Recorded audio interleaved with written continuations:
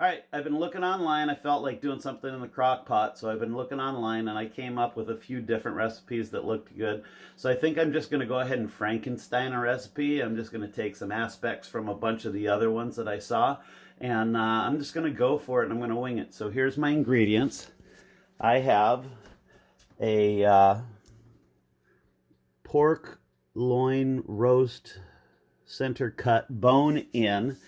I've got onion and garlic, and I'm going to put some apples. I'm going to use this stuff here, the farmhouse cider, and a little bit of liquid smoke, and that's what I'm going to use. So I'm going to get it all chopped up and start putting it in the crock pot. I'll be back. Okay, so this is what I've done so far. I just want to show you to keep you going on.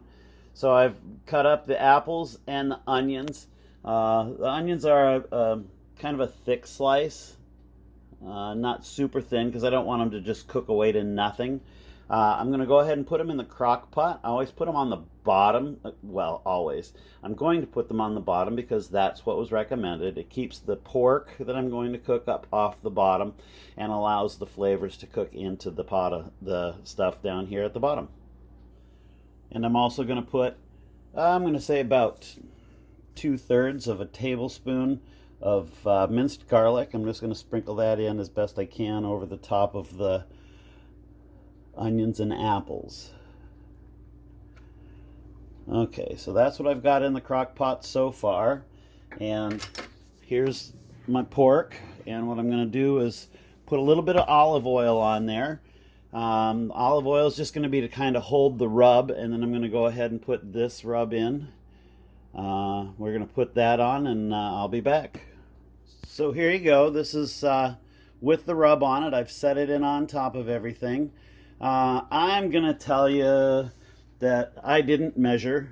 This was full when I started. I'm going to say it might be 3, maybe 4 tablespoons. But I figure when you're Frankensteining something, don't even bother measure. Just do what looks good, right? So now I'm going to get ready to put on some of the liquid.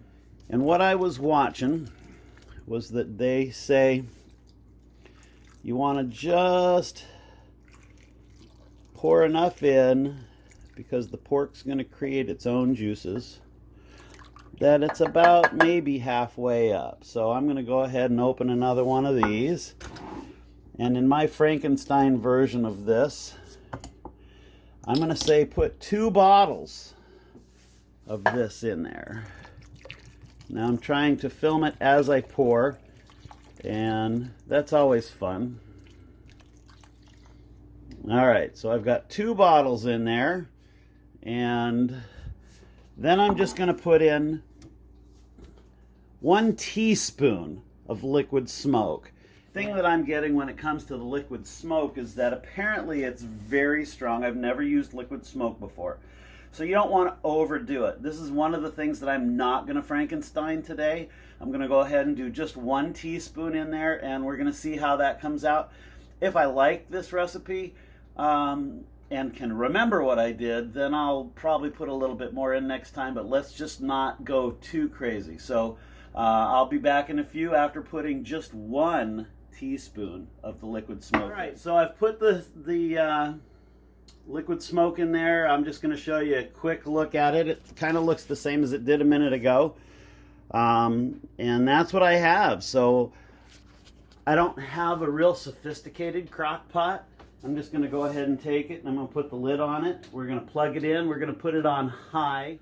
Okay, so here we are 8 hours later, and let's open this up and see what it looks like. This is my, I'm going to call it my Frankenstein pulled pork, right? Here we go. So here it is, 8 hours later. Let's go ahead and open it up. Oh, man, does that smell awesome. So there it is, bubbling away. You can see the onions and the apples and everything. It smells fantastic. Okay, so here it is. I've taken it out just to show you how tender it is. Look at that. Just falling off the bone. So I'm going to go ahead and get going on this. I'm going to go ahead and put it back in the broth, and then we'll do something with it. Show it to you. I've gone ahead and shredded it. That's just some of it, and all I did was use a couple of forks. That's how tender it is. I'm going to go ahead and put it in the broth that was already there. This is the broth that's left over from the good cook, the good... And there's my pulled pork. Now, I'm going to try it with just the juice here in a minute and the way that it is, but I might go ahead and add some barbecue sauce to it. So here you go. This is what it is. Okay, so that's about it. I'm just going to show you the finished product, and there it is. I cannot wait to dig in and get me some of that yum. All right. So I'm going to sign out.